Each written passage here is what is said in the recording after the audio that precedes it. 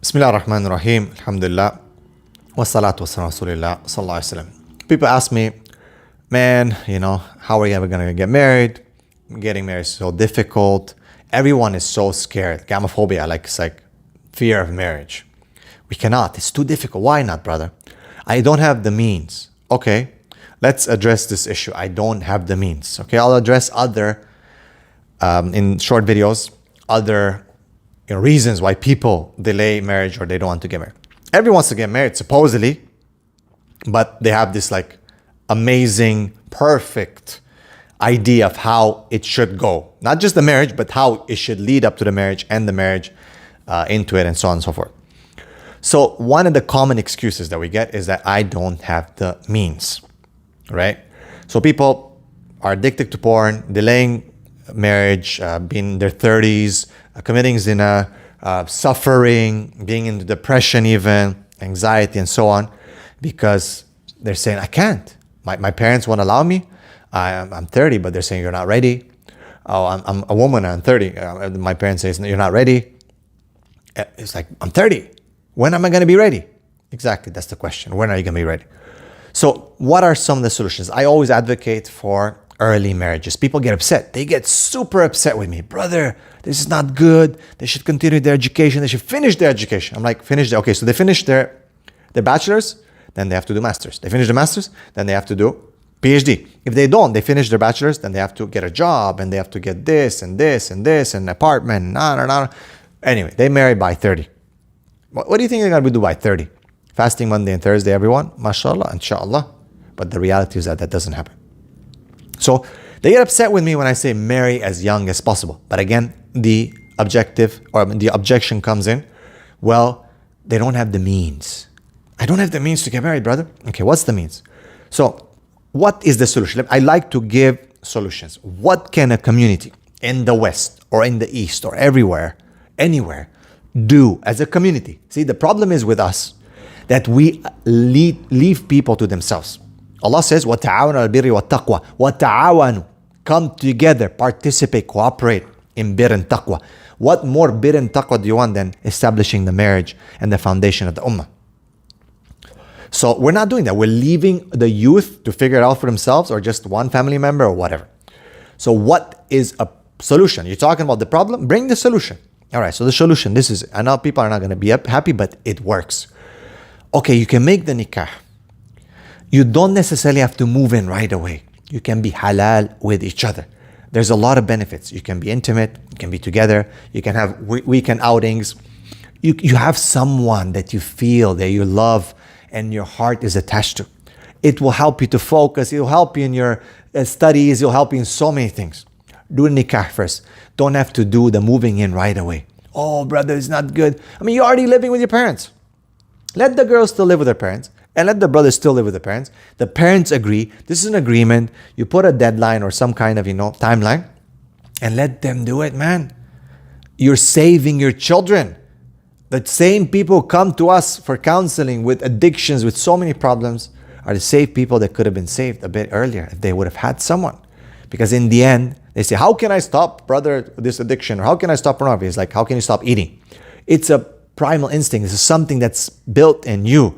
You can either do it in haram or halal. Not doing it, where you're going to, maybe there are some people who are abstaining and, celibate for such a long time. But in reality, from the statistics and from our work, you know that that's not the case. The problem is with the ummah. We need to wake up.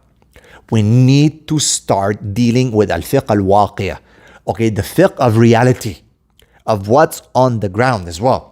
And Islam has a solution for those things. Yes, if you are in a situation where you really cannot get married because it's really a problem, then of course you cannot.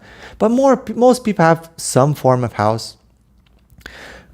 If you don't agree, for example, for the wife to come to the husband's house and she lives with the parents, yeah, you live with the parents for some time. So what, man? For a little bit of time.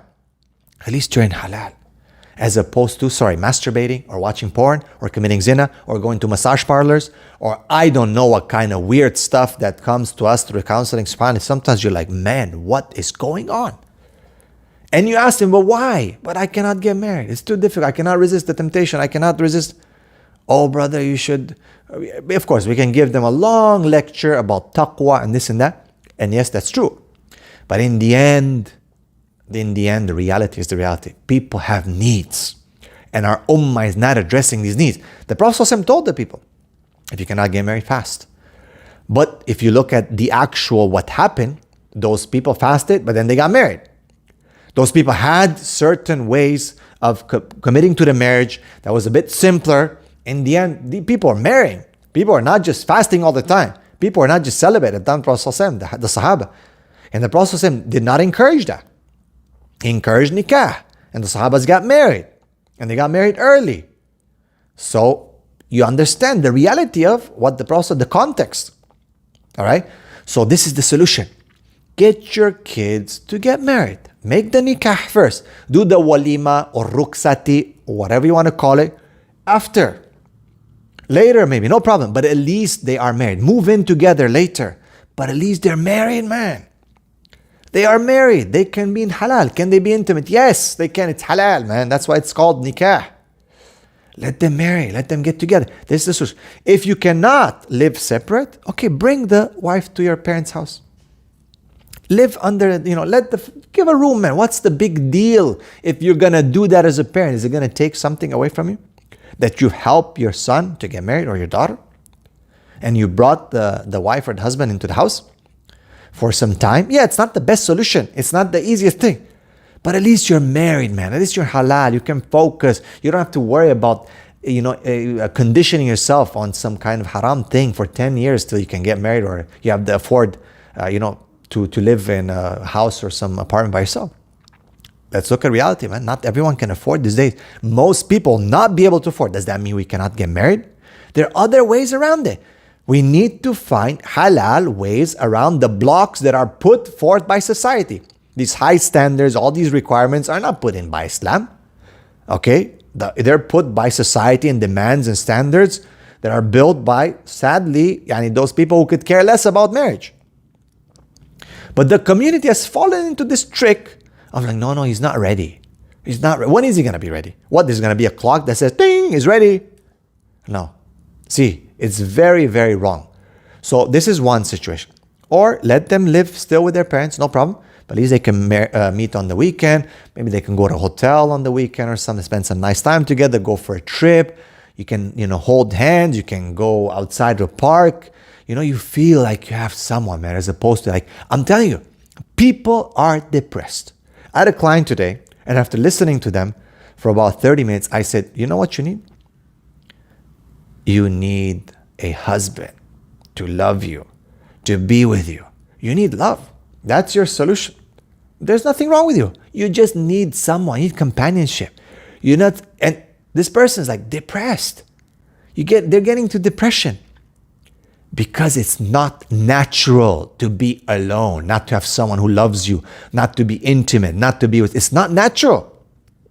It's not natural. For centuries, our world has been functioning on a certain system, and now here we are in this 21st century, for just about, since the Industrial Revolution, now it's all about, I gotta wait, PhD. I was talking to someone, PhD, whatever, degrees. And they're like, I feel so I lost my life. I'm not saying don't study. I'm not saying don't have PhD. But you can get married, man. Imagine you get married, you can still study. You can still study, but you have someone that you're married to and that you love and you can talk to and you can have companionship with, you can be intimate, make love to, remove some of the stress. It changes you. Oh, it's all about sex? It's all about sex? No, it's not all about sex. It's about love. It's about making love. It's about what happens to your body after you make love. It's about what happens when you have someone to share your pain with. It's about what happens to when you have someone who's close to you. That's what happens. Oh, but they should just think about Allah. Allah is always with them. Yes, of course. Are you better than the Prophet ﷺ? Did he not? He could have said, hey, I'm just going to be celibate. I'm alone. I just want to think about Allah. No, he's the best of creation. And he was married, not once, but more times. I know people don't like that. Okay, he didn't just take one companion. He took more than that. And he said, حُبِّبَ إِلَيَّ مِن دُنْيَاكُمُ الطِّيبُ. And he said, I love from this dunya women. So what's wrong with us, man? Why do we think we're better than the Prophet? Parents, brothers and sisters, dear parents, from someone who has a lot of experience, from someone who is a parent, from someone who inshallah wants good for you and has worked with children, as a teacher, as a school principal, thousands of children, seeing how they're developing, youth, high school youth. Protect your children, for God's sake. Forget about what your neighbors think. Forget about what grandma back home thinks. With all due respect, love them, respect them. But still, forget about what your culture expectation. Well, it should be like, first get married if he's the oldest, and then the last one can suffer even though they have maybe husband or wife in front of them. Forget about these things. Follow the sunnah, Quran and sunnah, nikah min sunnati. Kama qala alayhi salam. Stick to these things. Save your children. Save your children now. Because when they hit puberty, with all these phones, everyone's got these phones, access, or someone says at school, that's what they say. Like, I'm telling you, how do students get involved in these things? Oh, bro, look what I discovered on the internet. Boom. They get addicted. And I have clients who got addicted at the age of 12, 11. Ya Allah, subhanallah. And people are saying, no, brother, you're talking mad stuff, brother. Yeah, you're talking mad stuff because you're sitting there having no clue what's happening. You're not in the trenches. You're not in the field. You're just sitting there. Wake up, Ummah of Muhammad sallallahu alaihi wasallam. Get your children married. How? Oh, brother, this is going to cause a problem. Bro, it's better that they get married and commit halal than then conditioning themselves on haram. And then people wonder, well, I don't know why our marriage is not working. How old are you? Oh, I just got married. I'm 35. Oh, yeah, really? So what you've been doing for the past 20 years? You've been getting used to yourself. And now, of course, you cannot share life with another person, and you cannot compromise and understand and deliver and be intimate in a certain way because you've been alone for all this time. Oh yeah, you got all the PhDs and masters and whatever. Great, good for you, man. And now you are in depression. And not just that, you're risking your akhirah. This is the problem. This is how the system has fooled us to believe that these are priorities. Dunya. Why you want a PhD? Dunya. Why you want a master? I'm not saying PhD is wrong. I'm giving you a solution where you can go in parallel. But I'm not saying you shouldn't study. But I'm saying is, why aren't you prioritizing? Why aren't you caring about halal and haram, about what Allah thinks, not about what your neighbor thinks or your culture? You know, parents say, control yourself. That's what they're telling some of the kids. Control yourself. Why, can't you control yourself? Can't you control yourself? No, some people cannot control themselves. And that's why the Sharia gives you solutions. Because some people cannot control. Some people can, some people cannot. I don't know who can control themselves for 20 years or more than 20 years without being intimate. I don't know. Maybe there are some people. MashaAllah. Maybe you are the one. But in general, people cannot. All right? And that's the reality. You want to understand it? Bismillah. You want to deny it? Astaghfirullah. So marry your children. Be them in separate houses. Okay, keep them till they can afford and this and that. But let them be in halal, man. Or bring them to one house. Give them a room somewhere. Maybe the basement. Maybe some nice place where they can have their own washroom. Let them be comfortable. So what if you're spending some money? Oh, but he should be on his own feet and he should be independent. Says who? You've already spent his whole life. Now you leave him on the last 100 meters to miss his akhirah because you have to follow some traditional standard of like, oh, he should leave the house when he should be on his own feet. He should be on this. Yeah, he is. But maybe the situation. I mean, you put him to study, to do this. Support him. As a parent, continue to support him till your death, man. Isn't that what you want? You want your children to succeed. You want your children to succeed in dunya and akhirah. رَبَّنَا آتِنَا فِي الدُّنْيَا حَسَنَةً وَفِي الْآخِرَةِ حَسَنَةً وَقِنَا عَذَابَ النَّارِ. So parents, wake up. Don't listen to this or that. Don't listen to the media and all these things. Get your children, facilitate. Oh, but what if they're going to divorce? Well, what if they're going to die? What if they're going to this? What if someone's going to have cancer? What if someone's going to not have children? What if is not a way to deal with halal and haram and with the Sharia. What if can be, I give you 1,000 what ifs. What if? You need to think about saving them. And we are in a crisis, in a war for their hearts and their minds. And you're not helping by always telling them, wait, you're not ready. Wait. That's all they hear. You're not good. You're not ready. Wait, negative. So then they come to me, I'm not ready. Why? Why do you say that? Well, because I'm a loser. I cannot do anything. SubhanAllah, this is the kind of mentality they come up with. Help your children stay in halal. Forget about everyone else. Think Allah first. There's easy ways, easy systems. Spend a bit of money. So what? If you're a parent, be proud of that. Inshallah, it will come back to you 10 times from Allah subhanahu wa ta'ala. Because you are trying to do one thing.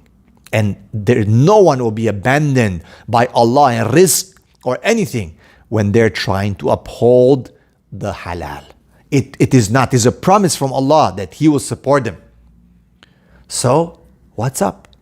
I leave that up to you, my brothers and sisters. My dear parents, I hope this message reaches all of you, inshallah, from someone who really has experience with youth, with students all over the world, who can tell you that it's a crisis. And I don't know, give me another solution. Okay, type it in your comments. Give me a better solution. We have a problem? Give me a better solution. I've given you one. Barakallahu feekum. Assalamu alaikum wa rahmatullah.